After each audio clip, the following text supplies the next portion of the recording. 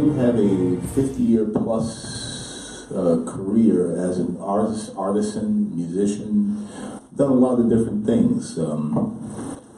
Let's get started with a little slide presentation. I'll tell you all about it.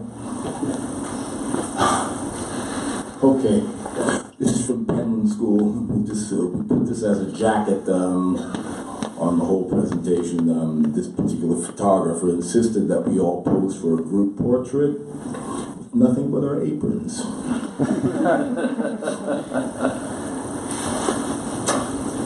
This is illustration work that I did. In particular, I did this for the Korean consulate in New York City.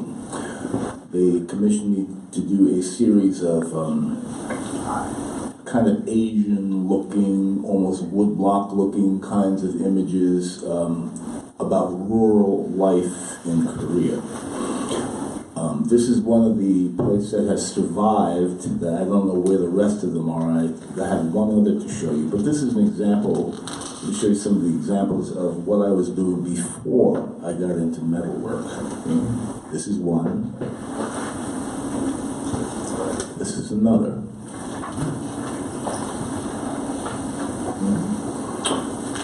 Oh, one of my favorite drawings. It rests upon my mother's living room wall. She won't let me take it to photograph it or reproduce it.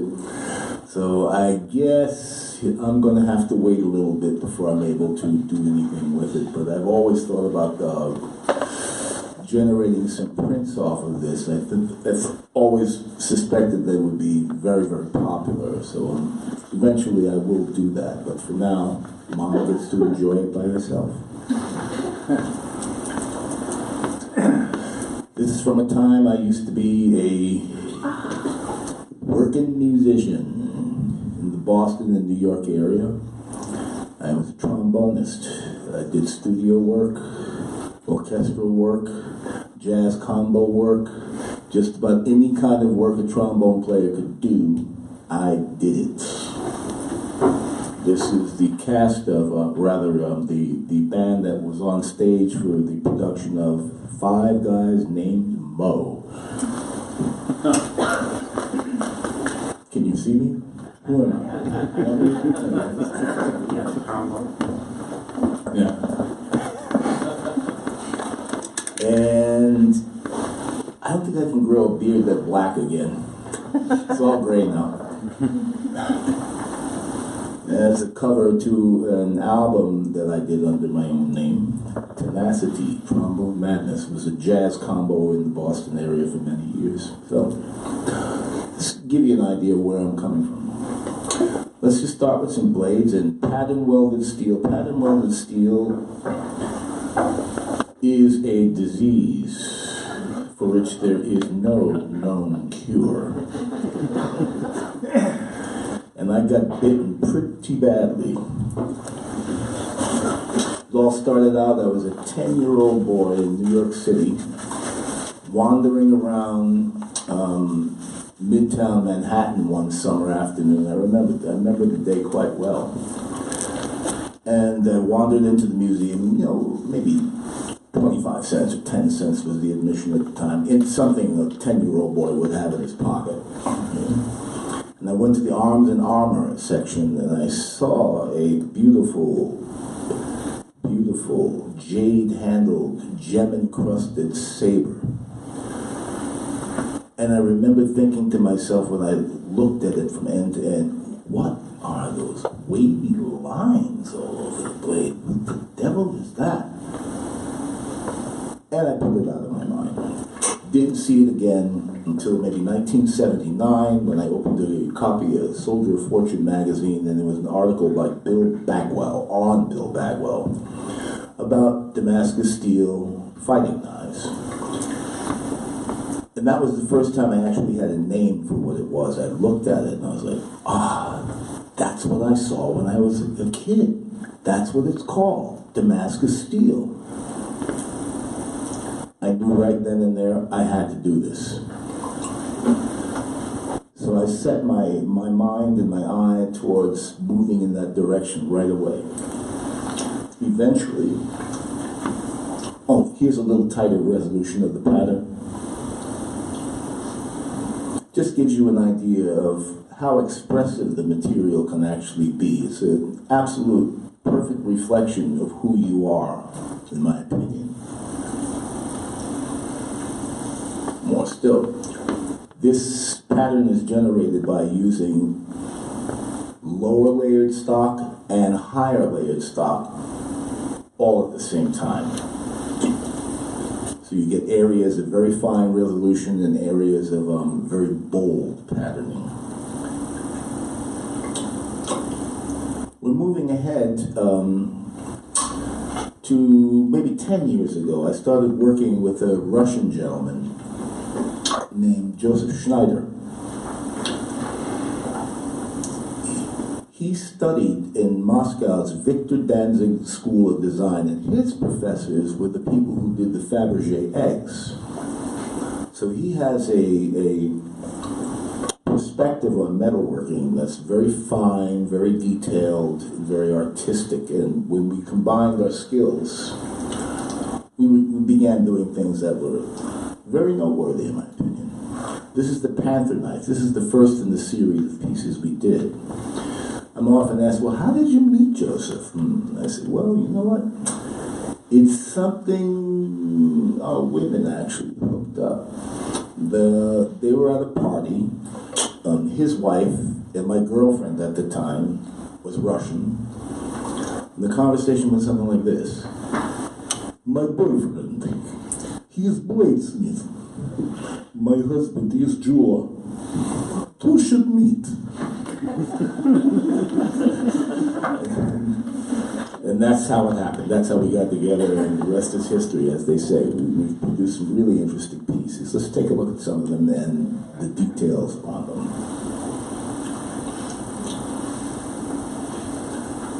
Those rather angry-looking eyes are 2-carat rubies, natural rubies. 2 carats each. The teeth are gold. All the other gems are diamonds, garnets, and rubies. The piece was cast. All the parts were cast. And then individually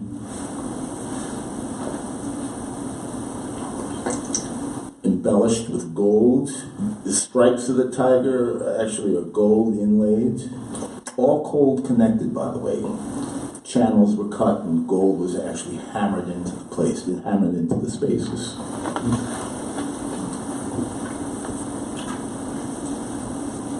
Check them out from another side. But the work is very bold, it's very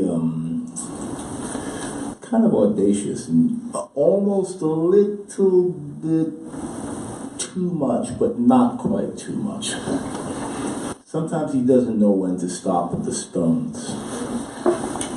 I'll hand him a piece and say, Joseph, maybe this time you shouldn't use so many stones. Just go with a slightly plainer look.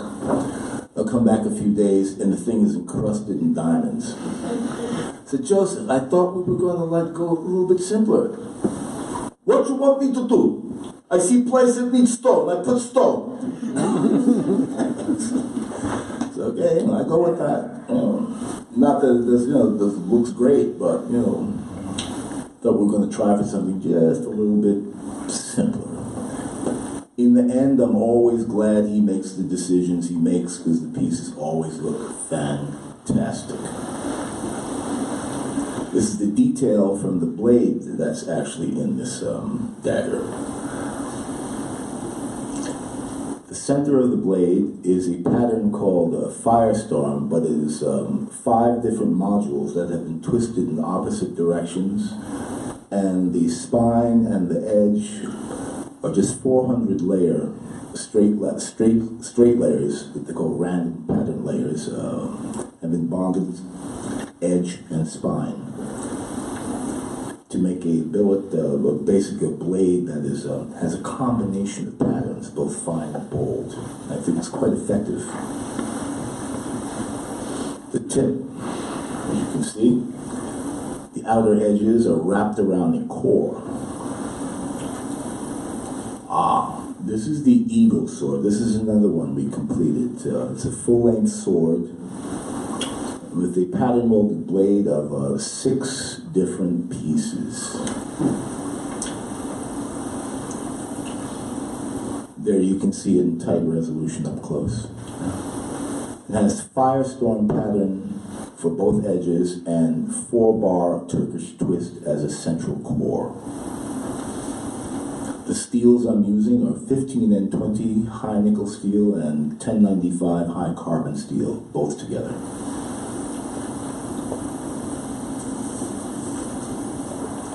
We're going to go through some of the aspects of the build for this particular piece, this sword. Now, I started out for this particular, this is going to be a module. You'll see how it progresses. I started out with this, squeezed it down on either end to that, carved it into that, slotted it and carved it further into this. This is basically meant as a receiver for the tang of the blade in the handle, in the hilt, which was cast from silver. We've already begun installing diamonds, rubies, in the perimeter of the lower part of the receiver.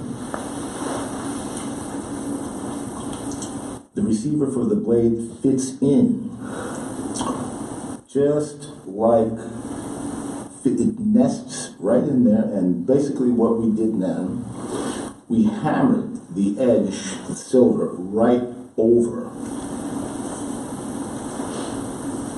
Oh, we're missing one. But we might come upon it again. Let's go back and we'll look at the head. This was a cast piece. We installed this top knot on it here. The feathers on the top of his head are made of pattern welded steel. Gold has been laid across the bill of the eagle, and the ruby eyes have been installed.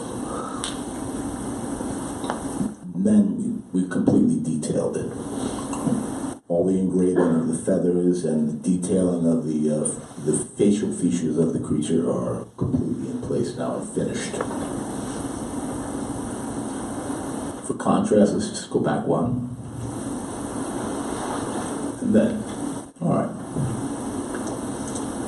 The rest of the receiver on the hilt, again, has been detailed and very carefully engraved to resemble feathers, and finally all the stones have been installed. You can see the entire hilt here. The wood is African blackwood. More details of the blade. No, this is a hunting sword that I did only recently. It's probably 2-3 years old on this one. It's got a really finely resolved pattern on either edge, and down the center is a billet of I forget what, but it's something else. But the entire system of billets has been laddered and opened and forged flat. There's details on the hilt. I particularly enjoyed the way the finer pattern of the blade plays with the bolder pattern of the guard. And the pommel is a very bold pattern as well. I think it's from the same pattern steel as the guard. You can see it from the tip. Now I've got the outer edges, the steel from the outer edges is wrapped around the core. And then it worked particularly nicely. It came out very nice. Very pleased with it.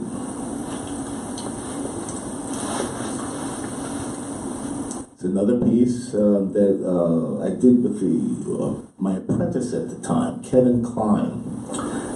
Kevin's got some really great ideas about scabbards and woodworking and things. He's got a real flair for the unusual, and he suggested after I had put this blade together, put the piece together, that he helped in actually fashioning and designing the scabbard for it. And I think he did a great job.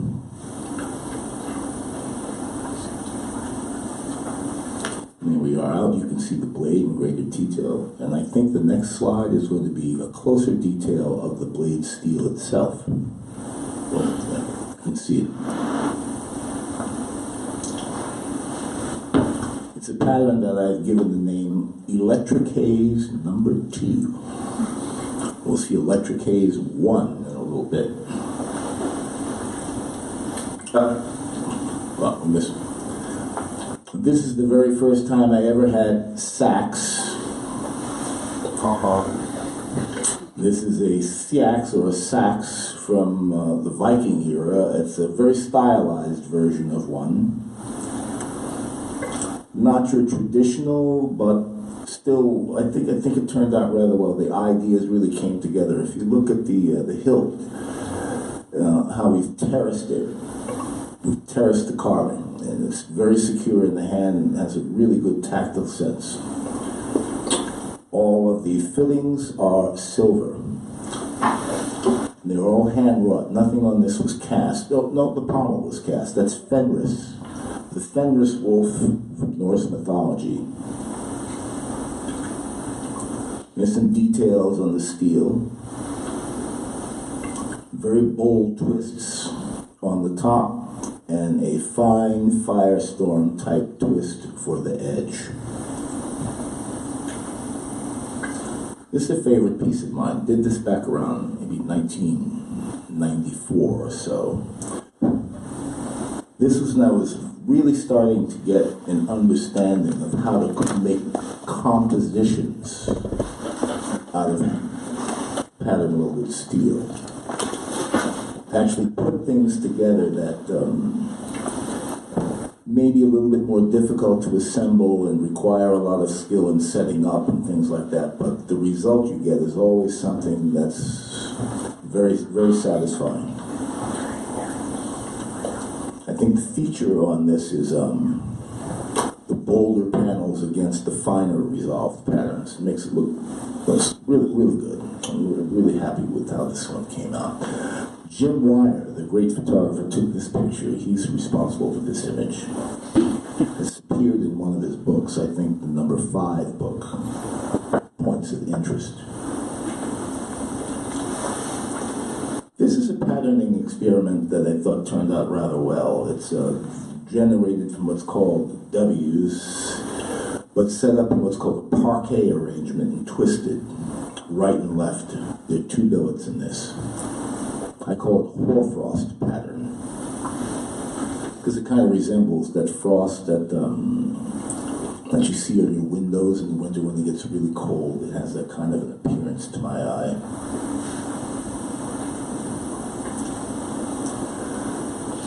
This is another pattern welded experiment that again turned out rather well. You have these structures that kind of resemble M's and W's in the macro, and if you look down and resolve your vision to much finer levels and details, you can still see W's no matter how far into it you go. This is kind of an experiment with the idea of fractals. Oh, there you go. Now you're able to see. If you look into the dark areas, you can see it's packed full of those W-type configurations.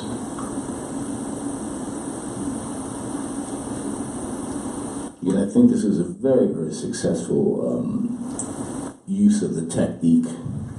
I learned a lot doing this, and it's something I'm definitely going to do again.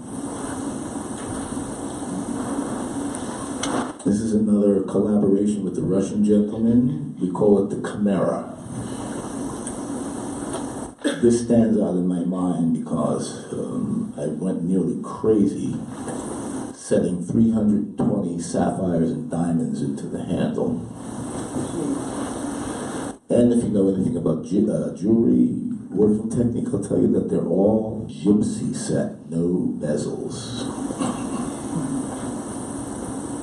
See if we can get a closer pick of it. Oh, okay.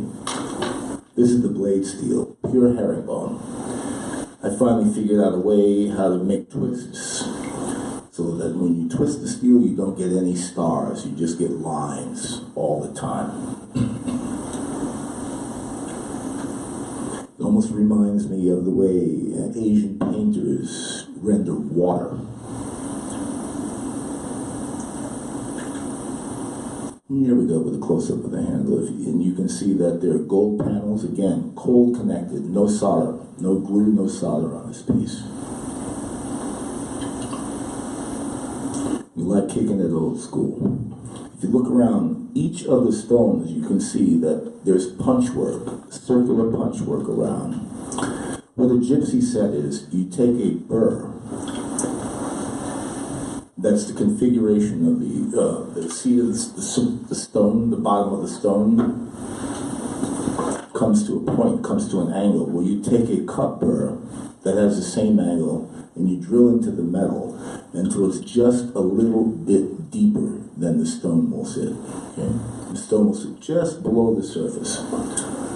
Then I take a punch and I go around each stone to turn the top over, capture the stone so it doesn't fall out.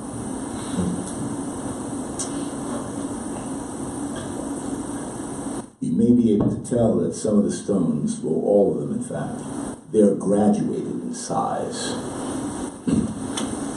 So that made the project particularly cumbersome and tiresome. But in the end, it all worked. The eyes are emeralds, the teeth are gold, and these scales on its back, you may notice, each scale has a diamond set into it.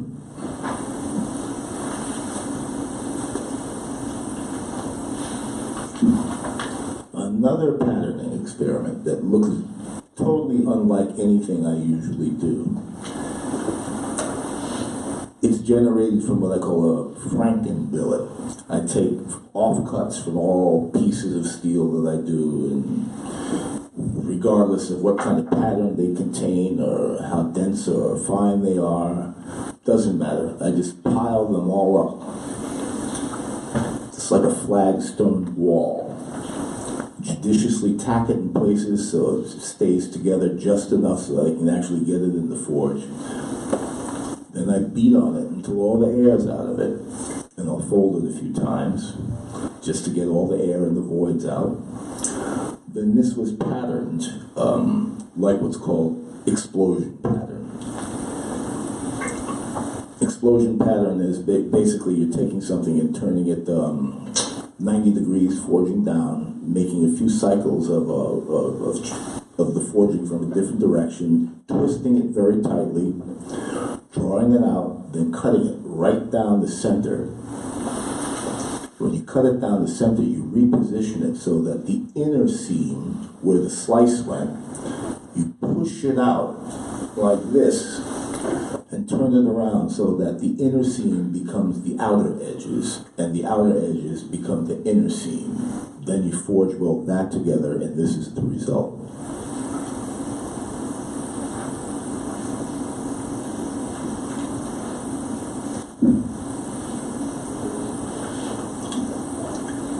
The chaos is amazing.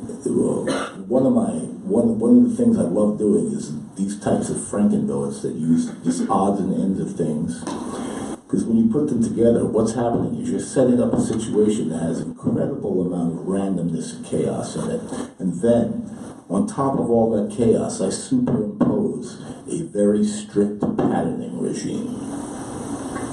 So you take the chaos of the billet and how it's put together from just anything and everything, all jumbled together, then you really strictly pattern it very tightly, and I love the interplay between the very disciplined patterning and a really wild and crazy steel.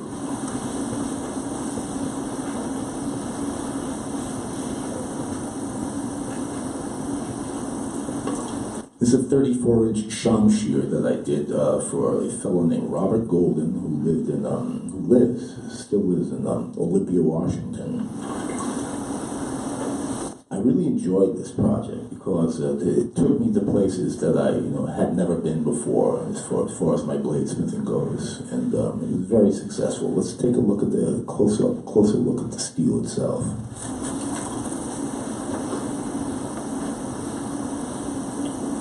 The way I put the billet together, the way I assembled the materials in the steel, it almost makes it look like actual woods, but it's not.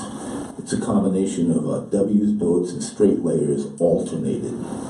So I'll do straight layers, W's, straight layers, W's, straight layers, W's. And then I laddered the whole thing. I laddered it and opened it up. And as a sword, pattern for a sword blade, I think it came out very nice. Very nice.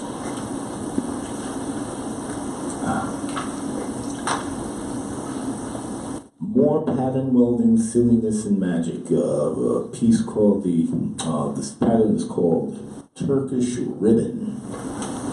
If you look in the upper left-hand corner, you can get a closer look at what's actually in that pattern. It almost looks like centipedes crawling up the blade. It's a complicated type construction. Maybe another time I'll explain it. I like small utility knives as well.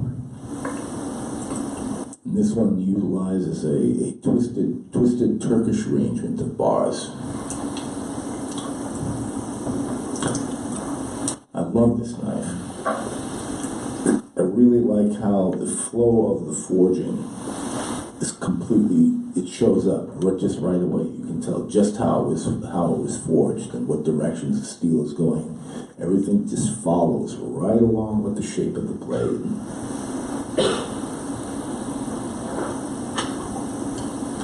More steel compositions. I used mocha megane for the fittings on this, and it's fossilized walrus tusk for the hilt. Another one of my favorites. I really like how this one came together as far as the steel goes. Very nice. Ooh, does anybody here familiar with what's called the feather pattern in Damascus? We got people who know about that? You know about that, Daryl. Well, I'm going to challenge you, Daryl. I came up with a variation on the feather pattern that nobody yet has figured out how I do it. I call it the rolling feather.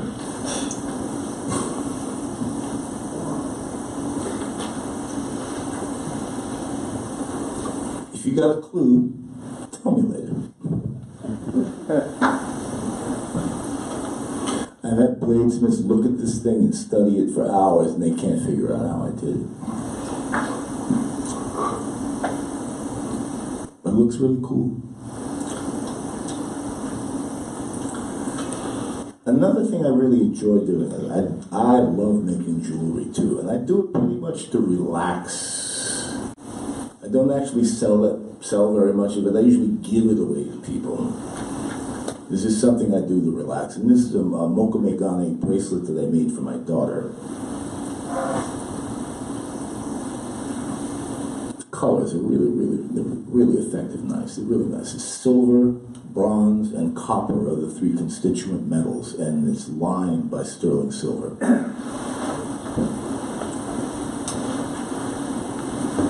This is a ring I made with a large pineapple-cut amethyst and mocha megane. It's a tension set ring. I'd probably be wearing it right now, except I forgot to put it on.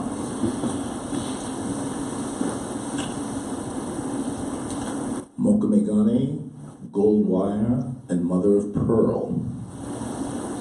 It's a bracelet. This bracelet belongs to Masha. Masha is that girl who conspired with Joseph's wife to get me into making these crazy pieces, so that's her bracelet. Oh, let's go back. I made a sushi set out of pattern welded steel. It's kind of a novelty, kind of crazy, not really very practical or useful, but it's fun to talk about.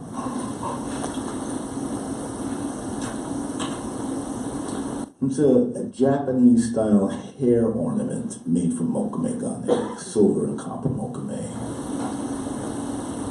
The piece that actually secures the hair is called umabari.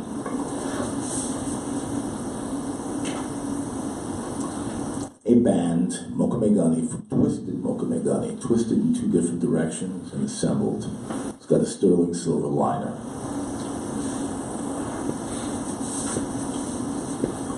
Mokumegane bracelets. Ooh, this pendant that I made, this is an example of crushed W's, but forging so that every time I folded it, I reversed the fold 90 degrees. It gave a really, really symmetrical arrangement of these layers that when you look at it from any direction, you can see the symmetry, and it's so beautiful, so obvious. I love this piece. I wear it from time to time. Mokame in sterling silver. Around 2007, I was approached by a company called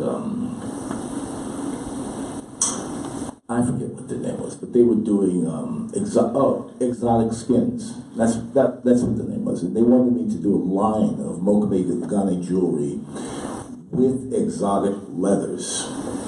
And I wasn't really sure how I would approach this, but I thought about it a little bit, and I came up with these pieces, and I'll show you more of them.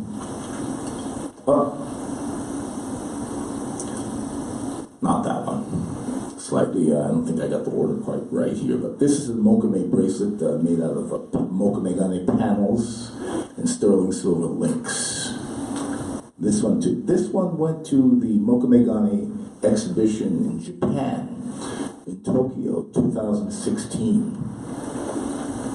I think Andrew Mears participated in that, as well as this was all North American mokumegane artists. No Japanese artisans participated in this. What I found interesting was that, I canvassed some of the Japanese people who attended, and basically I asked them, well, did you like the exhibit of American artists doing mokame? Yeah, they really enjoyed it. What they said was they really enjoyed how interesting and unusual the applications of mokumegane for the American artists were, that the Japanese were way more traditional and didn't experiment nearly as much. And they found that very pleasant to see the technique used in so many novel ways. This one has panels of mother of pearl, silver links, and mokumegane panels, all part of the same ensemble. Here's Masha again. I made her a pin with her monogram in mokumegane, 3-color. The gates to my house. I was kind of in an Art Deco mood, and I designed a pair of Art Deco gates for the front of my house. I came home one day, and I just bought this house, and I came home and there was a guy sitting on my stoop eating his lunch. And he had a real attitude when I asked him to kind of move someplace else and eat his lunch. And I decided that wasn't going to happen anymore.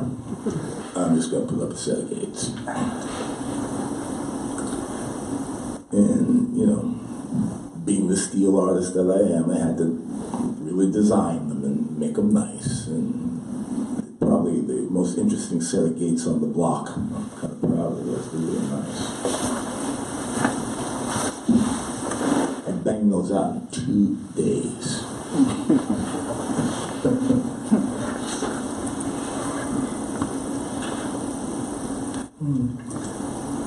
I do a lot of mokumegane wedding bands.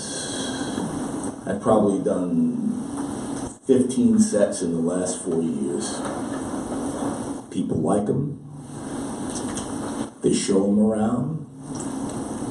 And they come to me.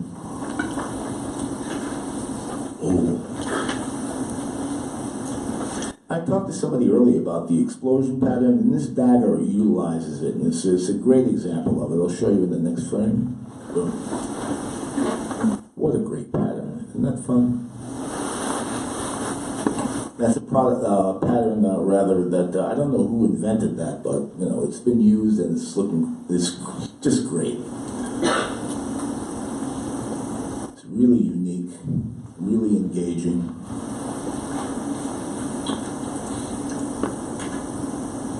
This is my master project for my ABS master qualification. This is what I submitted as my masterpiece. It's a French Renaissance style dagger, and the thing that kind of sets this one apart is the fuller in the blade is offset. It's not down the center. I really enjoy taking a form that's symmetrical, that has a symmetrical profile, a symmetrical silhouette, and introducing just a bit of visual dissonance by moving the fuller off of the center. You don't know how many times I've been asked, gee, the fuller's off center. Did you mean to do it like that?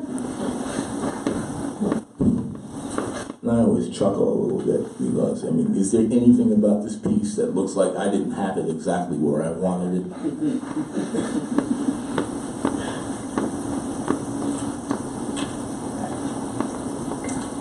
Another dagger, and we put this one in here because I think the steel in the blade came out particularly well, so we'll show it. Oh, let's go. Okay, there's the handle, there's the blade. Again, it's put together from a multiple billet type construction. I think 4 bars in the center and 1 on either side. So there's a total of 6 modules that make this blade up.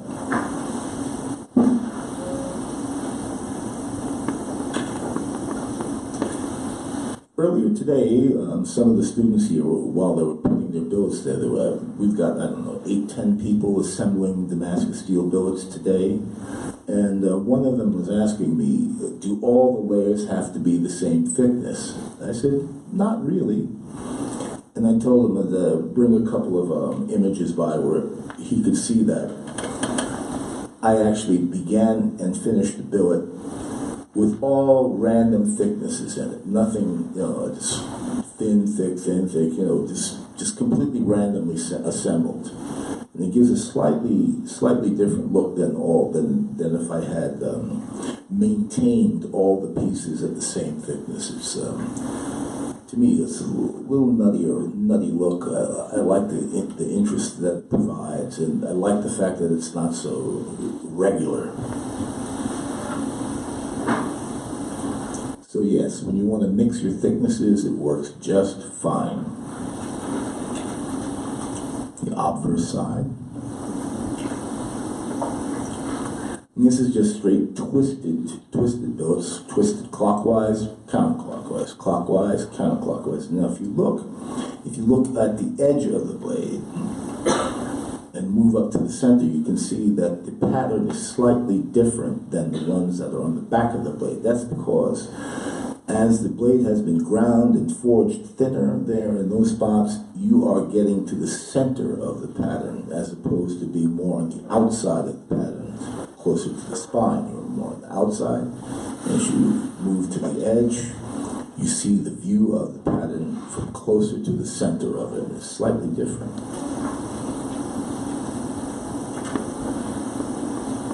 The obverse side.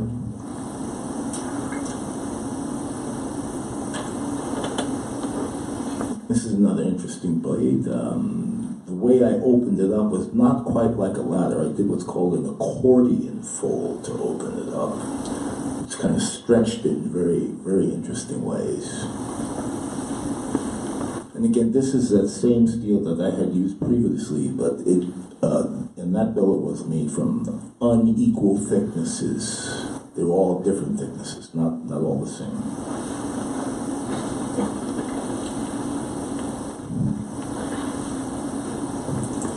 Not quite a Japanese tanto, but a Japanese tanto. It's kind of reminiscent of one. It's got all the parts that one might have had, but it's highly stylized. It's a highly stylized version of it. Let's take a look at the Yasuba, the guard from the top. It's some kind of a four-way billet combination that I did by stacking billets corner to corner, 4 ways. Lots of visual interest and came out quite nice. Is that it? Okay. That's it. So I'm going to talk a little bit more about why I do what I do, how I found myself doing what I'm doing.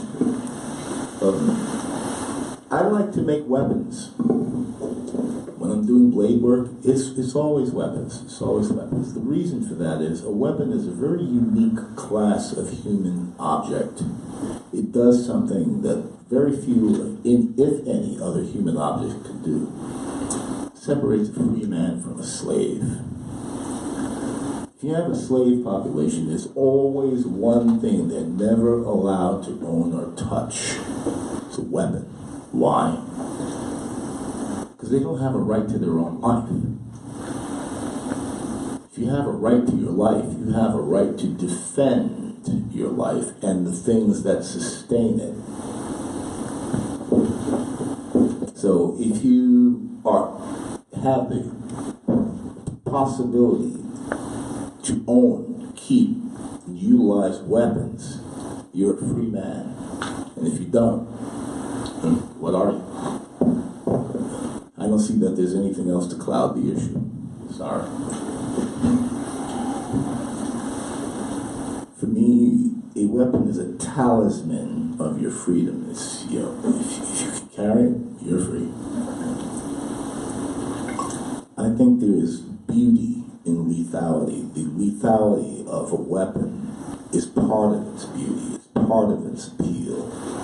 The thing that makes you want to recoil from it and take a step back, that's part of what it is. And I'm a person who chooses to embrace that rather than be put off by it.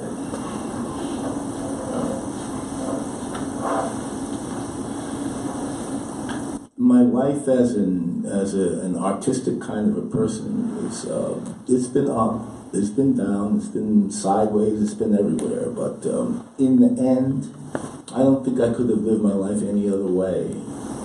I knew I was going to be an artist from the time I was maybe 10 years old. And I stayed on that path and I never left it. And I've always found a way, some kind of way, to make an actual living at it. I found as a knife maker, the thing that set me apart was I never followed trends. I always tried to be the person that set them. Because when you are following trends, you're in competition with everybody else who's following that trend and riding that wave. But if you strive to be original, it's a different story. I also developed what I call a philosophy of making or producing anything artistic at all. Doesn't matter. Doesn't matter if it's music, dance, making a cake and baking, whatever. It's all the same. At base, I find that there are 4 consistent things to all superior artistic efforts. And they are: you have to have an individual concept. You've got to have technical control. You've got to have a definable style, and you must have an endless flow of ideas.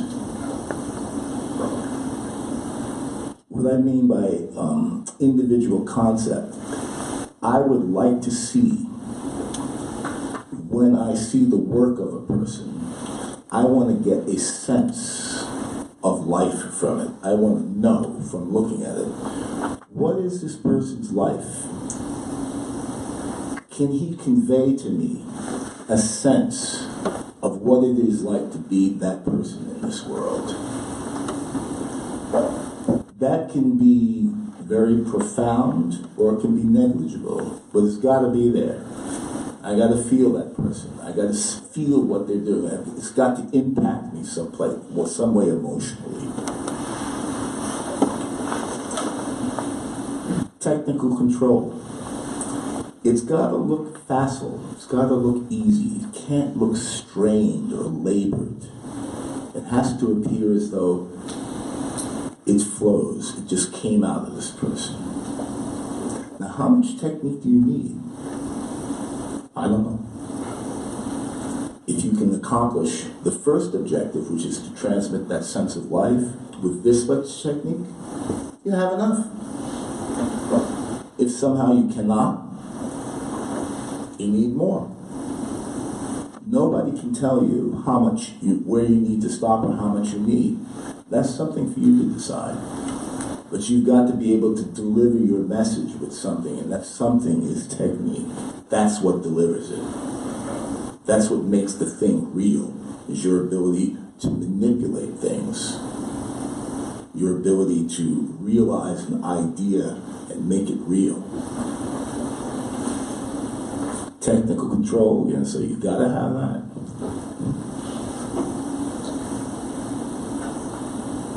Style. What is your style? How do you get style? The style is everything you choose to include in your bag of tricks and everything that you choose to leave out of it equals your style.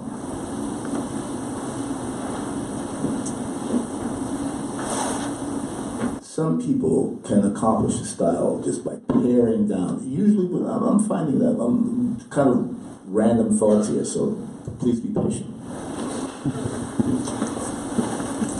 There are people who can, as they become masterful at something, what usually happens is you're no longer all over the map. You have pared your techniques down to just a few that you could pull off with absolute confidence and perfection. You're not all over the place. Pare it down. And you build your universe from there. From the things that you've settled on that work, that you can be facile, virtuous with. You've got to be able to, like, when you've mastered these things, they work in your service, but you can't be all over the map. You've got to streamline your concepts. Streamline them. Just about any knife maker you can think of will talk bladesmith, like, I don't know who's familiar with Jim Schmidt's work. He's got 3 or 4 steel patterns that he uses, 3 or 4 file patterns that he uses, the 3 or 4 different patterns of shape and size that he uses, and that's it. But from those things, he produces endless permutations of it. So as you master your medium, you shrink, pull in. You don't expand. I've yet to see it. Whereas a person masters something, they start including more and more. As they master something, they start including less and less. Now the endless flow of ideas part. This is a tough one because you can't put your finger on it and say, well, how do you do that? You've got to be able to tap into something. I don't care whether it's prayer, meditation, looking at the ceiling, I don't know. But you've got to be able to tap into something that puts you in contact with the infinite. You can't think of your creative ability as a finite quality. You have to understand that it continues to flow, it continues to pour, it continues to go. It's got to have that quality of spontaneity. It has to have the quality of freshness. It's got to have a quality of mystery to it somehow. If you can't accomplish that, I think your work is always going to be wanting in some way. So you've got to move it. I don't know. It's very difficult to talk about because it's very ineffable in so many ways. You can't exactly put your finger on what that might be. But you got to do it. You got to do it. And the as far as I can tell, most successful artisans are, at anything I can see, they embody all those 4 characteristics that I just talked about. They're always there. Satisfy all 4, it's going to be successful, guaranteed. Drop the ball on any one of them, it's a fail. You gotta keep them all going. You gotta keep all those balls in the air. Tom. Would you like to do a bit of Q&A with the last? We've got 10 minutes left. Okay, Q&A. Any questions? Anything I can help you with? Anything I can answer for you? Yes? When you and Joseph collaborate, does he look at your finished Damascus blade and then take, based on your pattern, determine what the animal or the handle is going to look like? Is that how the process is of your collaboration? That's how it goes sometimes. And other times it might be, we will just sit down with a pad, drawing pad and a pencil, and we'll start making sketches. We'll start doing thumbnails, and we'll start tossing ideas back and forth between us, and we'll look at materials that we have on hand and what we might want to use this time, and so we'll have a discussion about that. But yes, it gets done by like a collaborative effort, and sometimes it gets done by my presenting him with something that he can embellish and build upon. So it happens both ways, yes. Yes, indeed. Ma'am? Do you have a preference on whether you like to collaborate or whether you like to work individually? I mean, there are certain pieces, obviously, that require a joined skill set, but your own personal passion. I mean, in playing music and everything else, you're playing within a group in relation to metalsmithing. Do you have a preference? Yes. I usually prefer to work on my own. Joseph is probably the most successful collaborative effort that I've had with other artisans, because by temperament we're very similar.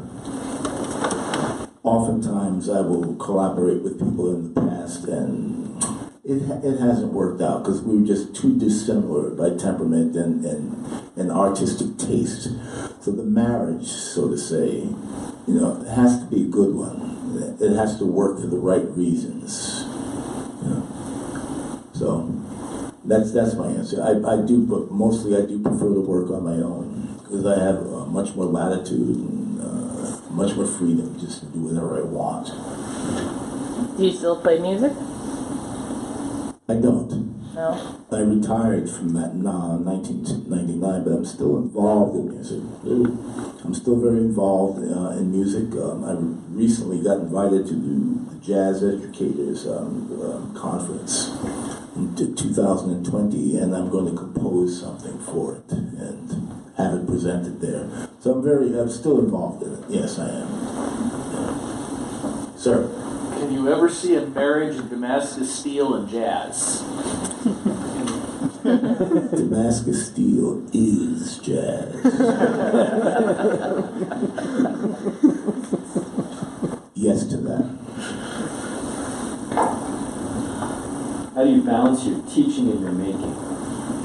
Ooh, that's a tough one.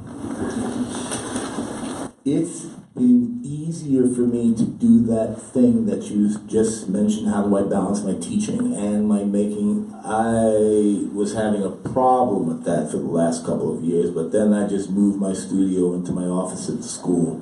Now it's easy. I just put it in closer proximity to where the teaching thing goes, so I have to actually be there more.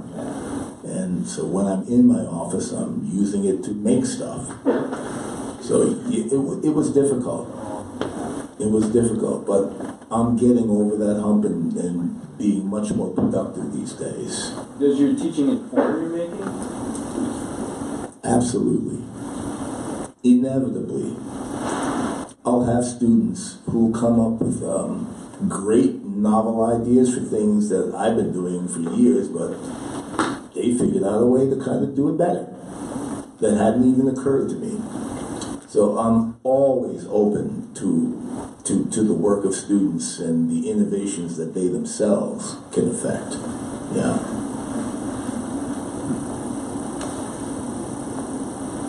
Sir? So you like making jewelry. What's your favorite kind of jewelry to make?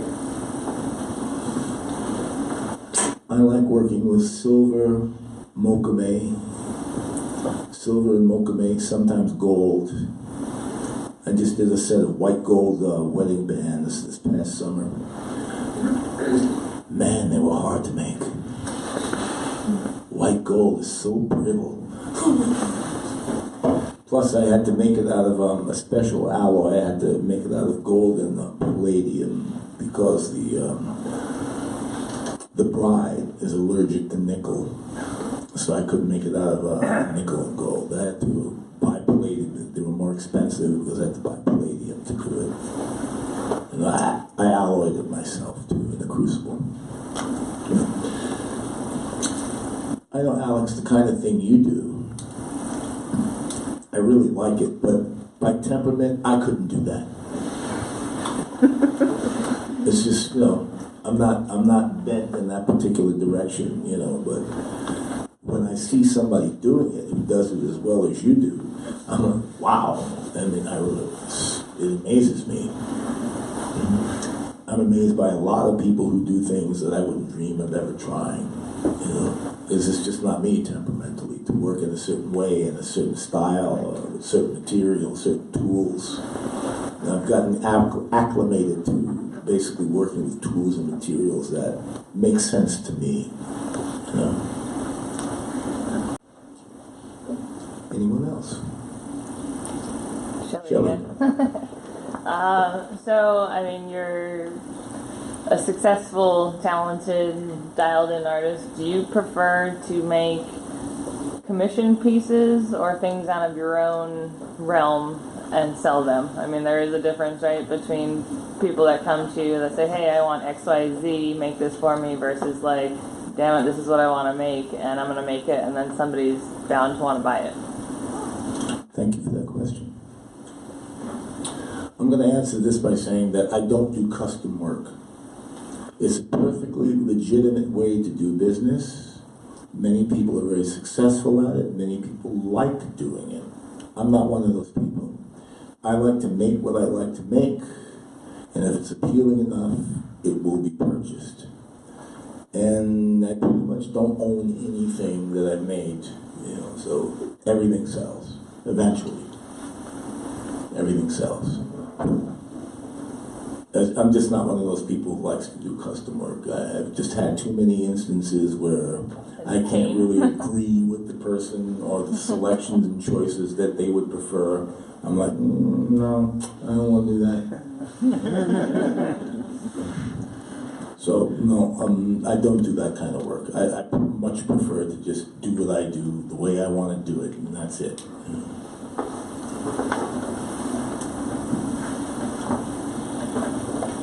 Sir? I'm curious in terms of, is it any other metal that you would be interested in pursuing or investigating? I mean, is it anything that's unique that you haven't approached yet that you have an aspiration for? Thank you for that. I have tried working with most metals that people who do what I do would work with, and I've pretty much settled on the ones I prefer. And at this point in time, unless they invent some new metal or something like that, I might try it, but kind of hasn't happened yet. So I guess what you're really asking, am I interested in expanding my horizons to other materials other than the ones I'm familiar with? Yeah, that would be yes, but it would depend on the material and what I felt I could get from it and how well I felt I could work with it. I'd have to make some decisions after some exploratory examination of the materials. That sounds like a romance. What? Sound like a romance. A romance? Romance. Romance. Or a metal man's. I see. Yeah.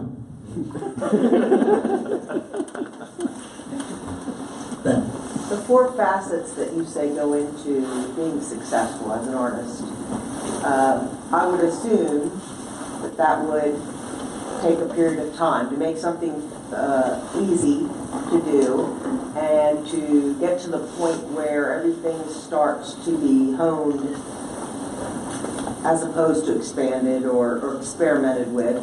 So how long did that process until you could achieve all four of those things? How long did that journey as far as metalsmithing take? Ain't over yet.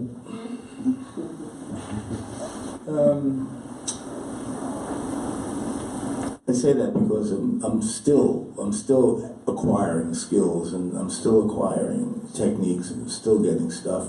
I'm still trying to adapt myself to different situations. And that's an ongoing process.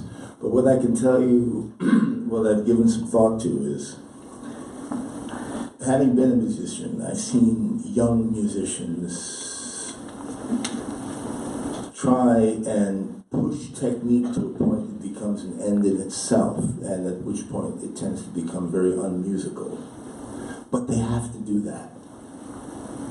They have to gain the confidence with their instrument to know that they can do whatever they want to do. So you'll hear a lot of showing off, you'll hear a lot of just seems like somebody's like running scales up and down, but they have to do that. When I see Bladesmith knife makers experimenting with crazy patterns, crazy styles, blah, blah, blah. And so sometimes I think it's a little too much, but I understand. They have to do that. They have to get the familiarity with their technique. They have to get the confidence that they can control this process. They have to understand, yes, this is part of me. Yes, I can do this. To that end, it may occasionally come off as being a bit excessive, but that can't be helped, and they will grow out of it, hopefully. Did that address that question?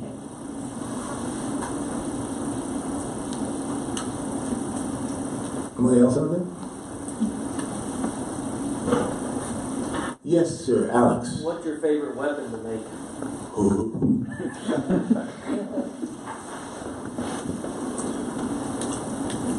Several rolls of pennies and a rolled up sock.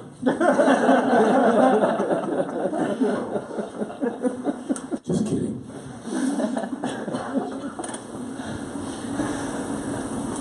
I like them all. I like a lot of different weapons. I tend not to gravitate towards swords as much as I do like daggers, fighting knives, folding knives, jackknives, switchblades.